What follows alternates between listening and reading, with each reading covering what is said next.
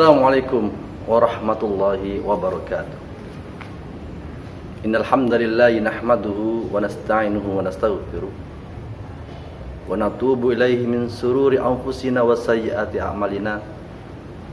May yahdihillahu fala mudilla lahu wa may yudlil fala hadiya lahu. Asyhadu an la ilaha illallah wahdahu la syarika lah wa asyhadu anna Muhammadan abduhu wa rasuluh. Allahumma salli ala Muhammadin wa ala alihi wa sahbihi wa man tabi'ahum bi ihsan ila yaumiddin. Amma ba'd. Qala Allah Ta'ala fi kitabil karim, a'udzu billahi minasyaitonir rajim. Ya ayyuhalladzina amanu taqullaha haqqa tuqatih wa la tamutunna illa wa antum muslimun.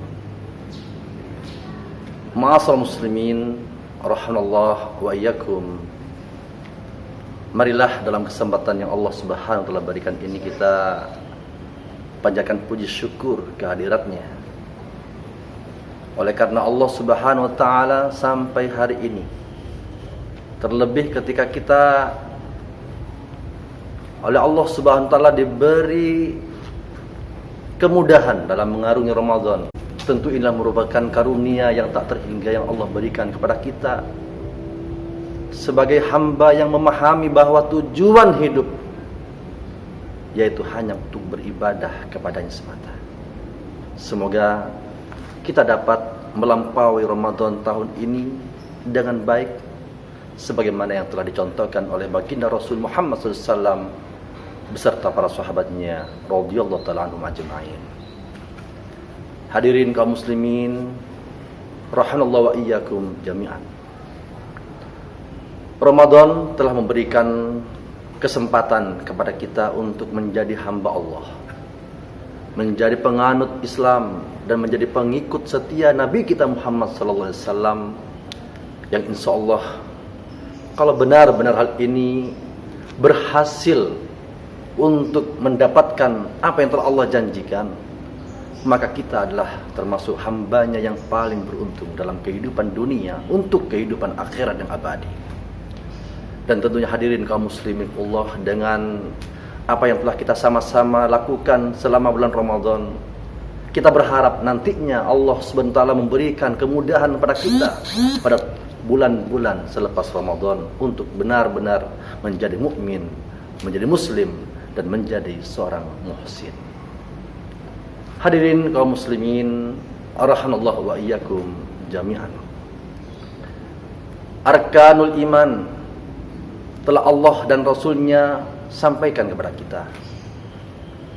Arkanul Islam pun juga demikian.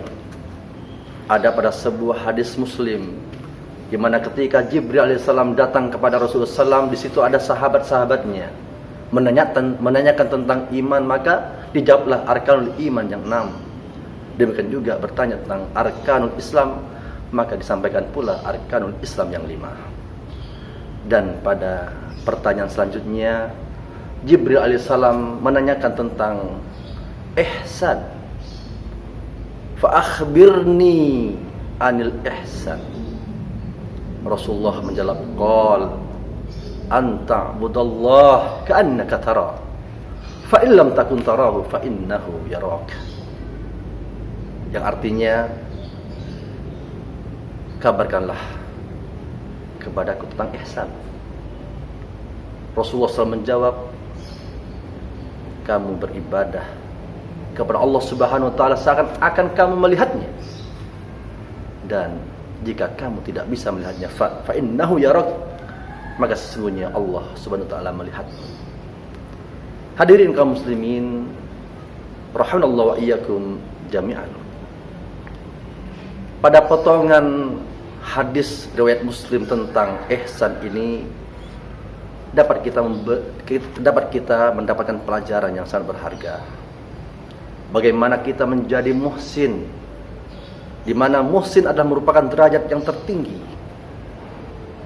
Karena dengan kemuhsinan insyaallah kita dapat beribadah sebaik mungkin kepada Allah Subhanahu wa taala, sehingga tujuan kita dicipta hanya untuk beribadah dapat kita maksimalkan ketika kita mengaplikasikan hadis yang mulia ini. Yakni hadirin kaum muslimin, kita beribadah kepada Allah Subhanahu wa taala seakan-akan kita melihatnya. Maka sungguh kalau saja kita telah mampu menghadirkan Allah di hadapan kita dalam beribadah, insya Allah kita tidak akan sembarang beribadah.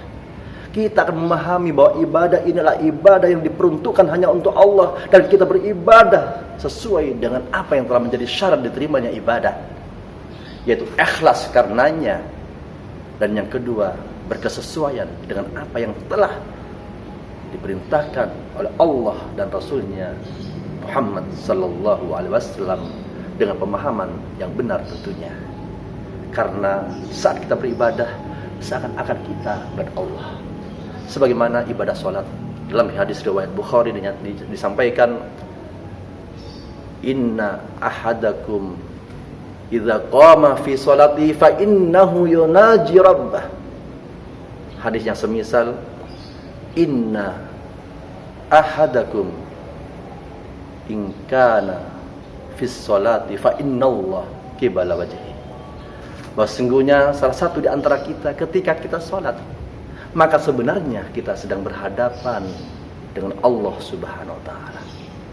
Maka inilah yang kemudian kita fahami upaya kita untuk bisa mengamalkan rukun ihsan yang pertama, yaitu kita seakan-akan melihat Allah saat kita beribadah kepadanya. Kemudian hadirin kaum muslimin, kalau kita tidak mampu pada rukun ihsan yang pertama ini, sangat memungkinkan kita juga untuk menjadi muhsin tatkala kita memahami ihsan yang kedua, yaitu fa innahu yaraka, ketika kita tidak bisa atau mampu melihat Allah Subhanahu wa taala dalam ibadah. Allah Subhanahu wa taala senantiasa mengawasi kita. Allah yang maha sempurna asma dan sifatnya telah benar-benar memberikan pengawasan yang ketat, sehingga siapapun di antara kita tidak akan pernah lepas dari pengawasan Allah Subhanahu wa taala. Maka hadirin kaum muslimin, dengan kita memahami Asmaul Husna, asma dan sifat Allah SWT, memahami dan merealisasikan dalam kehidupan yang nyata, fa insyaallah ibadah-ibadah yang menjadi tujuan kita dicipta ini insyaallah akan benar-benar menjadi ibadah yang berkualitas. Hadirin rasulullah, di antaranya yang mungkin bisa kita bersungguh-sungguh untuk mendalaminya adalah asma dan sifat Allah yang Allah kenalkan tentang dirinya, baik dalam Al-Quran Karim maupun dalam sunnah nabinya dengan pemahaman salaful ummah tentunya. Di antaranya hadis Rasulullah, bagaimana Allah telah berfirman dalam surat Al-An'am ayat 59, Allah katakan, a'udzubillahi minasyaitonir rajim, wa 'indahu mafatihul ghaib la ya'lamuha illahu wa ya'lamu ma fil barri wal bahr wa ma tasqutu min warqatin illa ya'lamuha. Bahwa Allah katakan dengan tegasnya, segala kunci-kunci yang gaib tidak ada yang mengetahui. Kunci-kunci yang gaib itu ada pada Allah. Tidak ada satupun yang mengetahui kecuali Dia. Bahwa Allah Subhanahu wa taala mengetahui apa saja yang ada di daratan maupun juga apa yang ada di dalam lautan. Bahkan tidak satupun daun yang gugur melainkan Allah mengetahuinya. Insya Allah dengan contoh satu dalil ini saja hadirin Allah, dengan kita meyakini bahwa Allah mengetahui yang gaib, jangankan kita yang nyata, yang gaib Allah mengetahuinya. Allah mengetahui segala apa yang ada di bumi ini, di daratan maupun di lautan, dan bahkan Masya Allah dedaunan yang kita tidak tahu bilangan dedaunan yang berada di seluruh penjuru bumi ini, baik yang ada di desa-desa kita, di kota, bahkan di belantara yang kita tidak pernah menjamahnya. Allah tahu satu persatu, terlebih kita hadirin. Tentunya monggo sikap ihsan, rukun ihsan yang kedua, yakni kita sedang diawasi oleh Allah dalam segala amalan ini, hendaknya menjadi perhatian kita untuk kemudian kita terus berlatih untuk menjadi seorang muhsin. Insya Allah di bulan Ramadan, qiyam, siam, memberikan latihan yang terbaik untuk menjadi seorang muslim, dan semoga kita termasuk di dalamnya. Dan semoga Ramadan ini adalah Ramadan yang berkah, memberi kemanfaatan dalam kehidupan kita, untuk kemudian kita nantinya berbahagia di dunia, dan Allah sempurnakan kebahagiaan itu di akhirat ketika Allah masukkan kita ke dalam jannahnya. Demikian, semoga manfaat. Amin ya rabbal alamin. Aqulu qouli hadza wa astaghfirullah innahu huwal ghafurur rahim. Subhanallahi wa bihamdik asyhadu an la ilaha illa anta astaghfiruka wa atubu ilaik. Wassalamualaikum warahmatullahi wabarakatuh.